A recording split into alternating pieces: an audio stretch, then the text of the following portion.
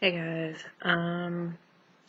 long-awaited fun video promised on many other old channels I've had. The Digivice That Never Was. The bane of my existence. Okay, so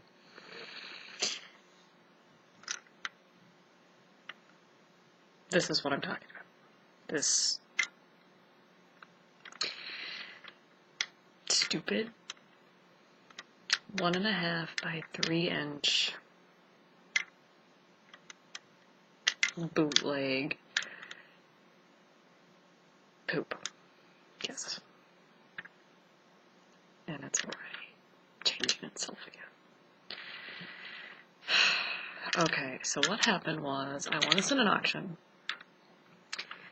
and it's like some rare bootleg Digivice that was supposed to be like the original V-1 design that they changed for the V-1 Digivice in Digimon V-1, one that came out before Digimon Season 1. Manga only story. So I was like, oh yay, awesome fake Digivice of never existed, yay. Just, you could hear, oh my gosh, that sound makes me sad. And it's already unpainting itself. I just finished painting that, and I did not let it dry before I picked it up. Oh boy, so, the outside was almost done. What happened was, you see that warp in the screen? Well, I had it apart and I was wiring it, and my soldering iron imploded. Yes, imploded. In on itself. There went my screw. Great. Get another screw again. It imploded in on itself and burnt a hole through my Digivice. And the warp on the screen is all that's left.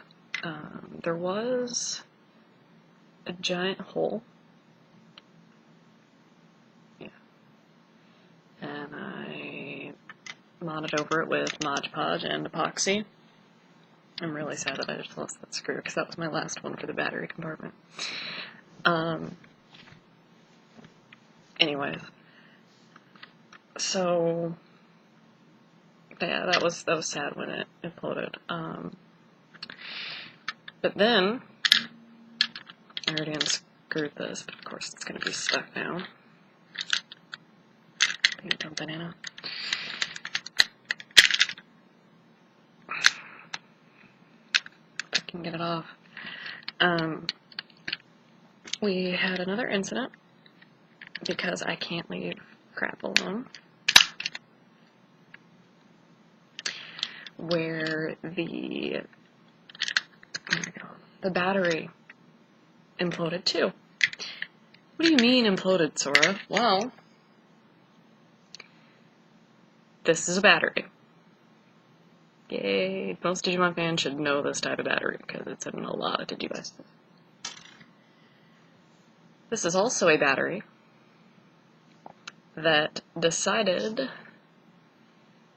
to cave in on itself, leaving the casing and battery acid and components inside the battery. This left a nice big mess in the battery compartment, which spread all over the inside of the circuit board. Once I remove this, and also blasted the metal clip. You know, these things are supposed to point down and complete the battery circuit to make it turn on. You can't really tell, but one of the sides is caved in. See how this one sticks up? And this one does not? Yeah. It can be bent out a little bit, but I had to resolder it and make a new metal clip. And then, I don't even know if I want to take this apart now, I already lost one screw. I had to completely clean off the circuit board because it was covered in battery crap. And then I took it apart and the wire split, which was the original problem. I had been wearing it one day, and that's actually the jawgrass ball. It sounds so pretty. I was jawgrassing it. I had it on my hip at work, and it screen shorted out. So I took it apart originally, and the wire split. That was the problem. The wires detached themselves because they weren't attached very good at all, really.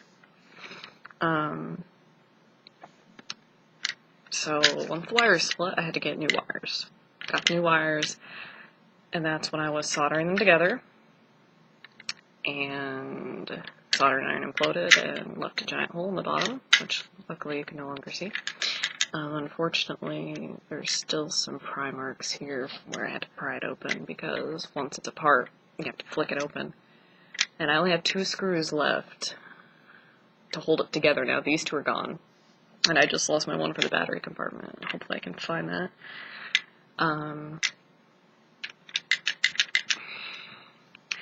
So its recent problem is, now that the wires are soldered back together, the sound chip shorted.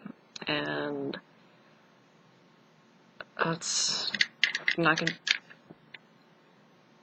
Excuse the noises, I have 2 cats that decided it's time to play.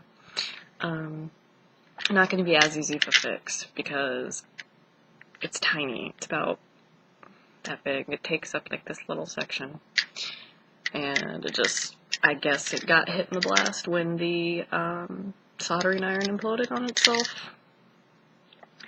And yes, I know I used the word imploded again, but that's what it did. It didn't explode outwardly, but it combusted and caved in on itself. I should have brought it out. I'll have to bring it out and show you the poor thing sometimes. So I had to go buy a new soldering iron, but that one was old. And when it did that, that's when everything turned to crap. And my biggest thing was I could not get that fixed. And it's finally fixed.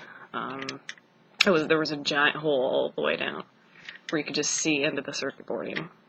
And it pissed me off because it looked bad. And the jawgrass ball would unhinge itself from the little track that it's in inside, and it would come to the bottom and try and fall out, so I couldn't walk around with it anymore until I got that sealed up and fixed the walls on the jawgrass track.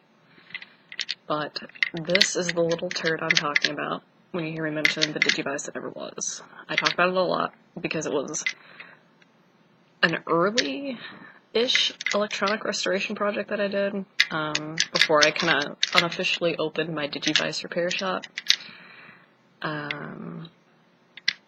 It's even got a cool little hook so you can hang it like a pendulum. Like a pendulum, if you guys can't hear that.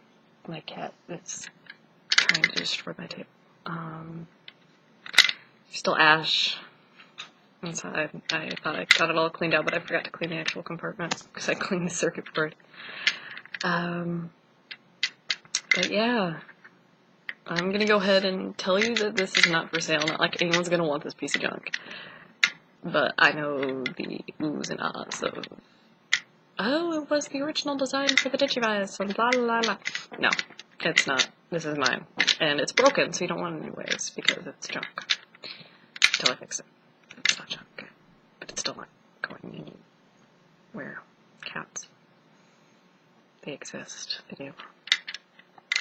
But that's pretty much it for this guy, until I'm brave enough to take it apart again and show the circuit boarding and the track. But since I just lost my battery compartment screw, I'm not taking anything else off because I don't have more screws. And these ones are micro.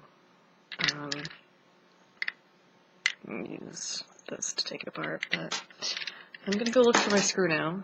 So,